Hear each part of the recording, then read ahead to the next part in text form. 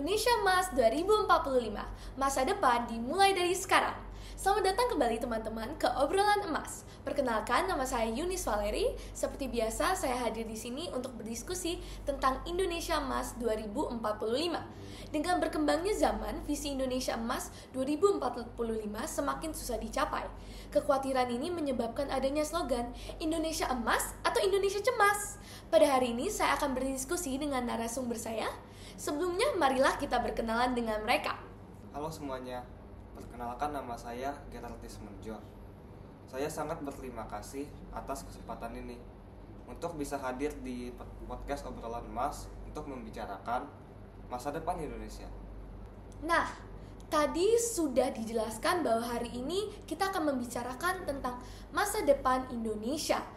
Untuk Anda, Gerard, apa itu visi Indonesia Emas 2045?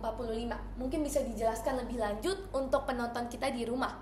Dan bisa didefinisikan, mungkin menurut sudut pandang kamu gimana? Oke. Menurut aku, visi Indonesia Emas itu adalah sebuah visi yang ingin dicapai oleh pemerintah pada tahun 2045 atau pada ulang tahun ke-100 Indonesia, di mana mereka ingin menjadikan Indonesia sebagai negara maju, makmur, dan adil. Hal ini bertujuan agar Indonesia bisa lebih berkembang di masa yang akan mendatang. Nah, pemerintah itu pasang 4 pilar yang ingin dicapai, yaitu pembangunan secara infrastruktur, pembangunan ilmu pengetahuan dan teknologi atau IPTEK, pembangunan ekonomi, dan pematangan ketahanan nasional. Aku sih setuju banget sama tadi. Menurut aku visi misi Indonesia 2045 tuh sangat penting. Jadi menurut aku visi Indonesia Emas adalah visi yang ambisius. Walaupun iya visi ini sangat penting untuk dicapai, tapi sepertinya banyak netizen Indonesia tuh yang kurang setuju dengan visinya. Saya banyak lihat bahwa netizen Indonesia tuh skeptis dan pesimis terhadap visi ini. Menurut kamu gimana? Kan kamu juga pakai sosial media dan lain-lainnya. Apakah fenomena ini tuh penting dibahas? Menurut saya sih iya. Ini adalah hal yang sangat penting untuk dibahas cepat mungkin.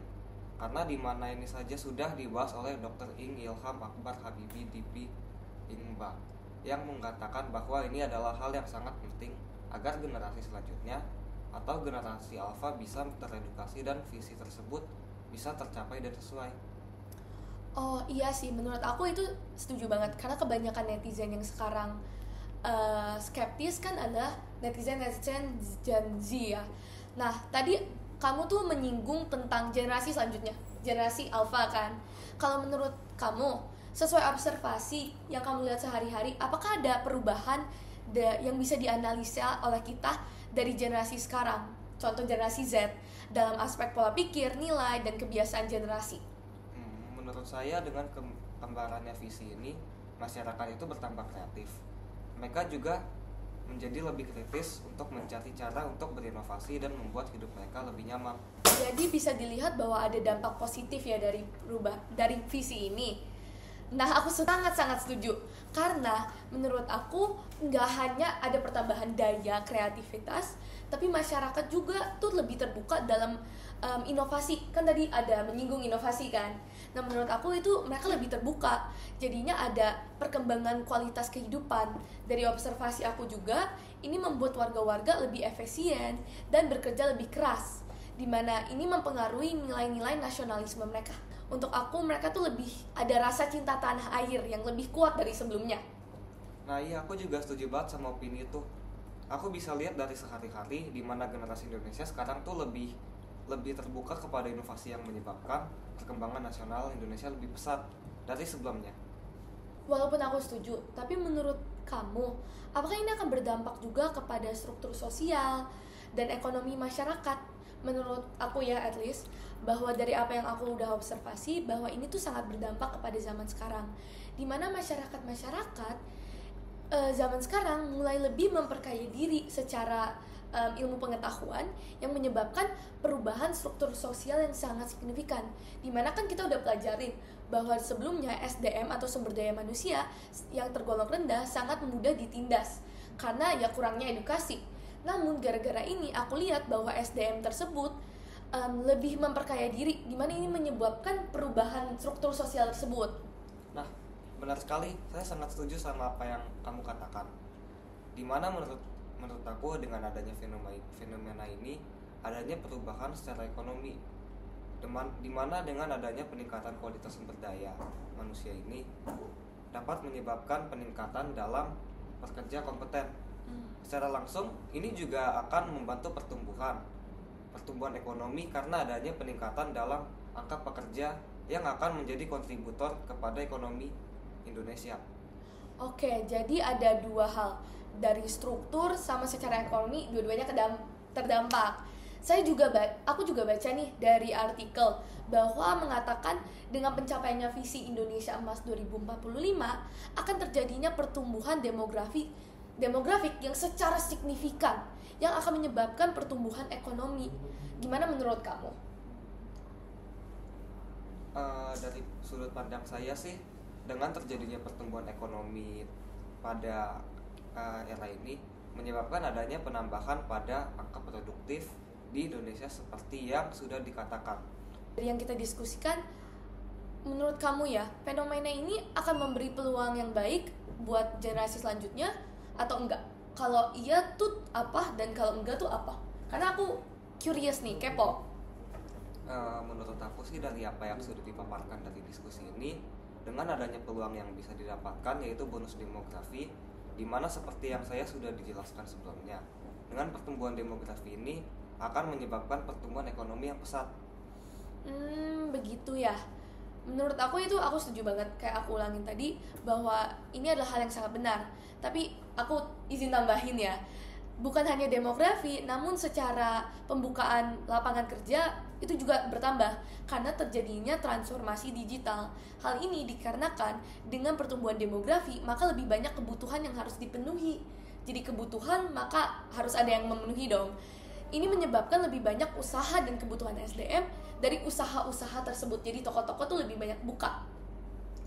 Iya, saya juga ingin menambahkan bahwa dari fenomena ini, bahwa dengan adanya perubahan pola kerja seperti yang sudah dijelaskan sebelumnya, di mana perubahan pemikiran ini akan menyongsong kepada Indonesia Emas 2045, di mana ini mengubah pola interaksi antara masyarakat.